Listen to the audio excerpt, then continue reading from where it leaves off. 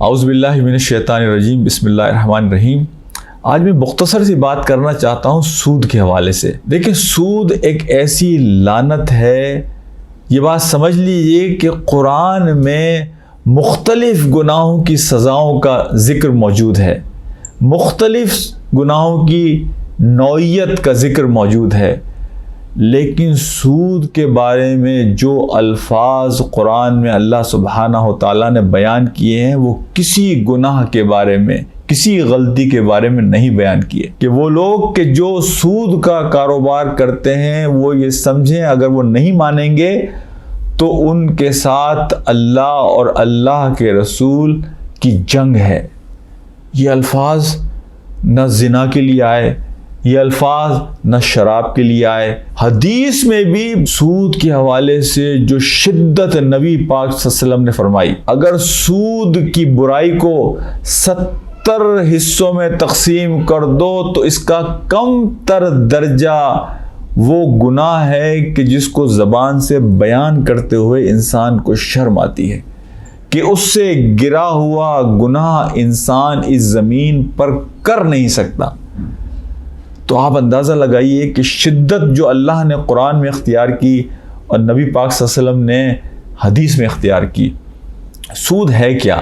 نبی پاک صلی اللہ علیہ وسلم نے ایک حدیث میں سود کی تعریف اس طرح فرمایا، آپ نے فرمایا کہ ہر وہ قرض جس پر اضافی نفع اور فائدہ ہو وہ ربا ہے۔ ربا کی ایک تعریف یہ بھی آتی ہے کہ ربا is a payment over the principal money without any labor اور skill اور commodity اور risk، یعنی آپ نے جو اصل رقم دی ہے اس سے اضافی کوئی بھی چیز حاصل کریں کہ جس میں نہ آپ کی کوئی مزدوری لگی، نہ آپ کا کوئی اسکل استعمال ہوا، نہ آپ نے کوئی اس میں رسک لیا، نہ آپ نے کوئی اس میں اضافی مال کا استعمال کیا۔ ربا کے معاملے میں اتنی شدت سے جو بات کہی گئی، اسی لیے یہ ضروری ہے میرے اور آپ کے لیے کہ ہم اس کے شائبے سے بھی بچنے کی کوشش کریں۔ وہ جو حضرت امام ابو حنیفہ کے بارے میں آتا ہے کہ اس حدیث کو سننے کے بعد آپ نے فرمایا کہ ایک مرتبہ امام ابو حنیفہ جا رہے تھے اپنے ایک شاگرد کے ساتھ، تو اس شاگرد نے کوئی سوال کیا راستے میں۔ امام ابو حنیفہ کھڑے ہو گئے وہاں جواب دینے کے لیے۔ آپ دھوپ میں کھڑے ہوئے تھے اور شاگرد سائے میں کھڑا ہوا تھا۔ اس شاگرد نے امام سے کہا کہ آپ سائے میں آ جائیں، کئی مرتبہ کہا، لیکن امام نے کہا تم اپنا سوال کرو اور اپنی جواب کو جاری رکھا۔ بعد میں آپ کے شاگردوں نے پوچھا کہ آپ کیوں سائے میں نہیں گئے تھے؟ تو آپ نے فرمایا کہ میں سائے میں اس لیے نہیں گیا تھا کہ وہ جو حدیث ہے نبی پاک صلی اللہ علیہ وسلم کی کہ اصل رقم سے کوئی بھی اضافی نفع تم حاصل کرو، اس قرض سے جو قرض تم نے کسی کو دیا ہے وہ ربا کی تعریف میں آتا ہے۔ تو وہ مکان کہ جس مکان کے سائے میں وہ شاگرد کھڑا تھا اور مجھے دعوت دے رہا تھا، وہ اس شخص کا مکان تھا، اس شخص کی دیوار تھی کہ جسے میں نے قرض دیا ہوا ہے۔ سن 9 ہجری میں نجران کے عیسائی نبی پاک صلی اللہ علیہ وسلم کے پاس آئے اور آپ سے ایک معاہدہ کیا۔ اس معاہدے پر آپ صلی اللہ علیہ وسلم نے دستخط کی اور کئی صحابہ نے دستخط کیے۔ شرائط میں آپ نے ایک شرط یہ لکھی کہ تم ذمہ بن کر وہاں رہو گے۔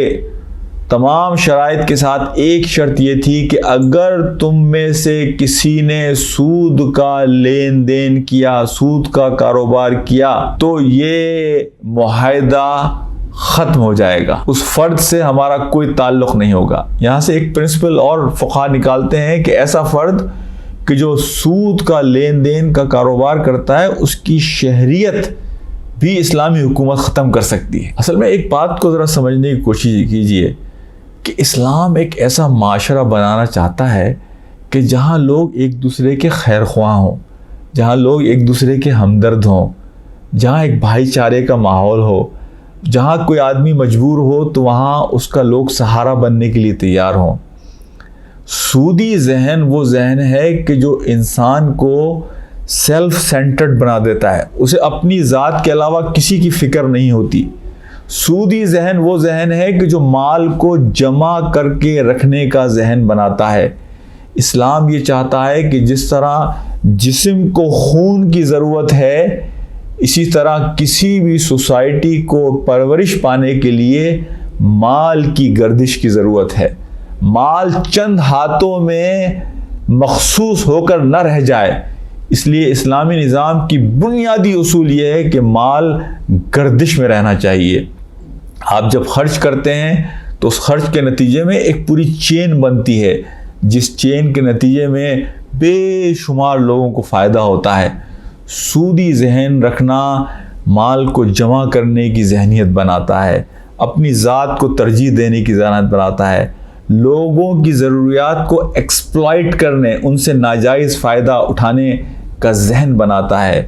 میرے بھائیوں، بہنوں، دوستوں اور ساتھیوں، اس لیے اسلامی معاشرے میں اگر کسی کی ضرورت ہے تو اس ضرورت کو بھائی چارے کی بنیاد پر پورا کیا جائے گا. اگر کاروبار کی بنیاد پر پورا کیا جائے گا تو دونوں پارٹیاں فائدے اور نقصان میں شریک ہوں گی. اگر میں کسی کو قرض دے رہا ہوں، میرا مال ہے، اس کی محنت ہے، اگر اسے نقصان ہوگا تو نقصان اس کی محنت کا اور میرے مال کا ہوگا. ایسا نہیں ہوگا کہ میں نے مال دیا ہے چاہے اسے نقصان ہو جائے میرا مال محفوظ رہے. اسلامی معاشرے میں اس چیز کی اجازت نہیں ہے. کتنا منصف نظام ہے اسلام کا، کتنا انصاف ہے، کتنی ہمدردی ہے، کتنا بھائی چارہ ہے. اصل فوکس انسان کا آخرت ہے. اسلامی معاشرے میں بھائی چارہ، ہمدردی، ایک دوسرے کی خیر خواہی ہے. اسلامی معاشرے کے اندر مال کو جمع کرنے کی مذمت ہے. اسلامی معاشرے میں وہ ذہن بنتے ہیں کہ جو انفاق کرنے والے ہوں. حضرت زید بن ارقم کا واقعہ میں آپ کو سناؤں. یہ حضرت زید بن ارقم وہ ہیں رضی اللہ تعالیٰ عنہ جو کئی غزوات میں نبی پاک صلی اللہ علیہ وسلم کے ساتھ شانہ بشانہ شامل رہے. نبی پاک صلی اللہ علیہ وسلم کی رحلت کے بعد ایک موقع پر انہیں کچھ رقم کی ضرورت تھی اور ان کے ذہن میں ایک آئیڈیا آیا، اور جس سے انہیں قرض لینا تھا اس نے قرض دینے سے انکار کر دیا. تو انہوں نے اس کے سامنے ایک نیا فارمولہ پیش کیا کہ تم یہ چیز مجھ سے خرید لو، مثال کے طور پر 800 روپے کی، اور پھر مجھے بیچ دینا یہ 1000 روپے کی. یعنی انہیں 800 روپے مل گئے، اپنا کام انہوں نے چلا لیا. تو اس قرض دینے والے کو فائدہ پہنچانے کے لیے وہ کہنے لگے کہ پھر تم مجھے یہ چیز بیچ دینا 1000 روپے کی، تو 200 روپے کا فائدہ ہو جائے گا. حضرت عائشہ رضی اللہ تعالی عنہ کو اس بات کا علم ہوا. حضرت عائشہ نے پیغام بھیجا حضرت زید بن ارقم کو کہ زید، تم نے جتنی غزوات میں نبی پاک صلی اللہ علیہ وسلم کے ساتھ شانہ بشانہ کام کیا تھا وہ تمہارا سارا عمل ضائع ہو گیا، تمہاری ساری نیکیاں ضائع ہو گئیں. فوراً تم توبہ کرو اور رجوع کرو اس معاہدے سے، اس کاروبار سے جو تم نے کیا.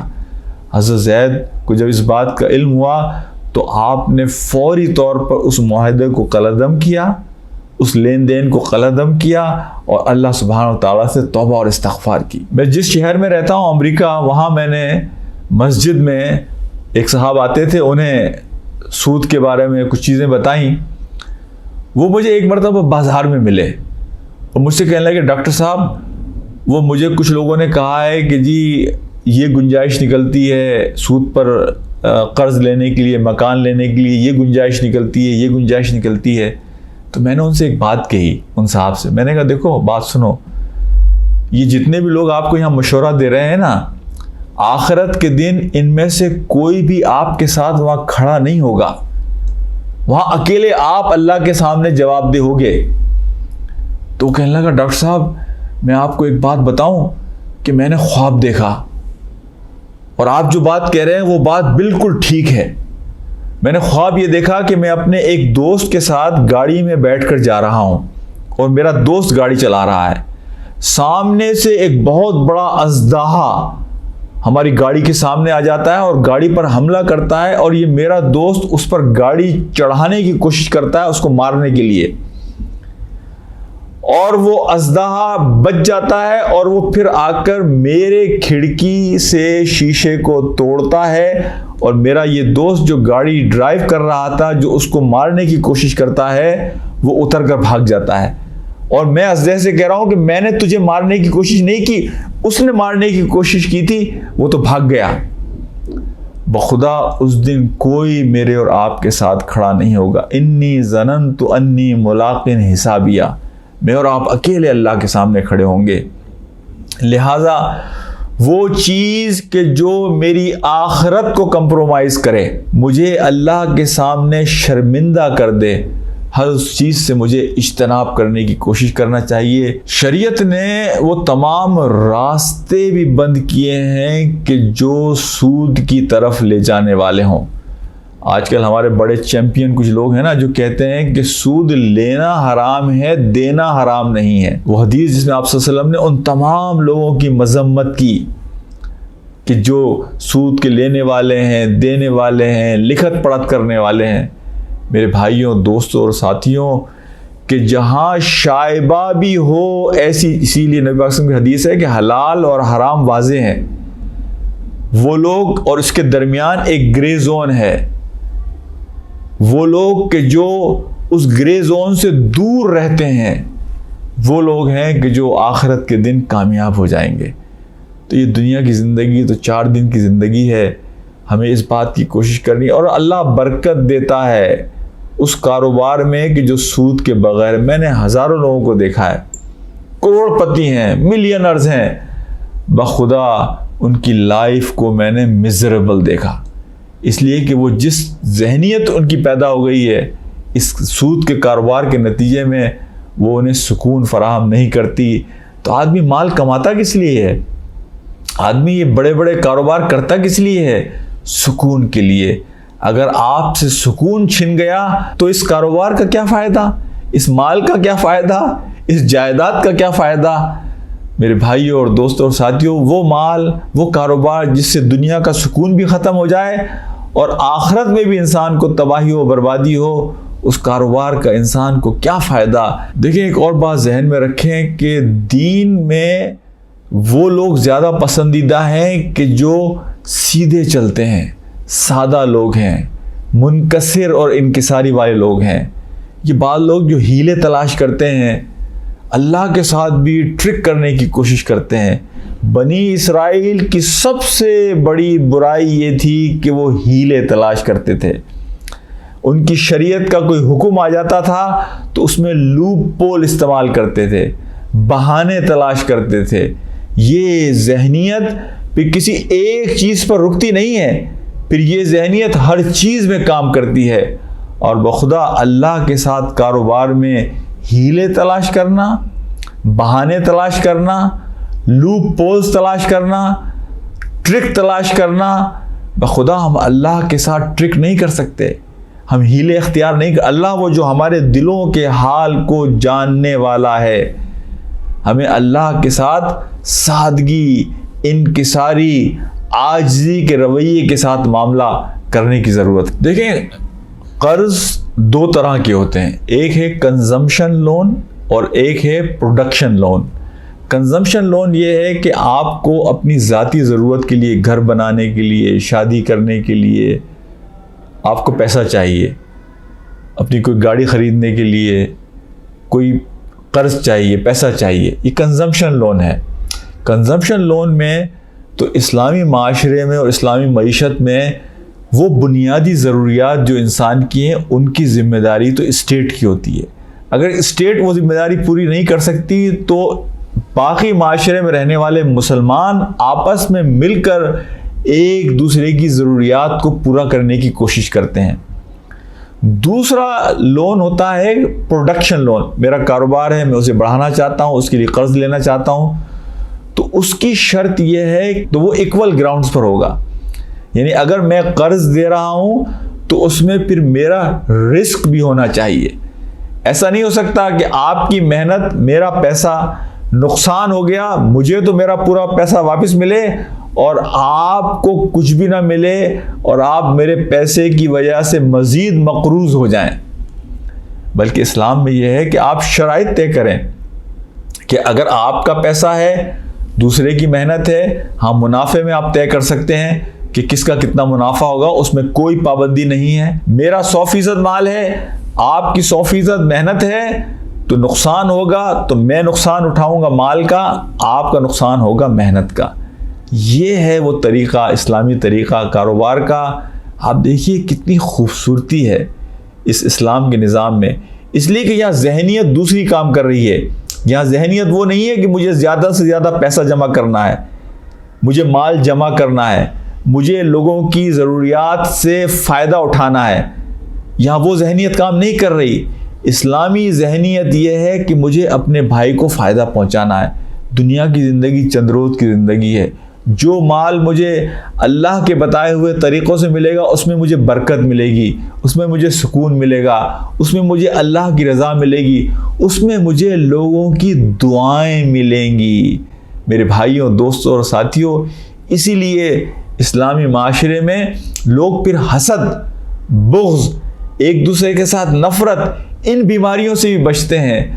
نفسیاتی بیماریوں کا علاج اللہ اور اللہ کے دین کے راستے پر چلنے ہی میں ہے۔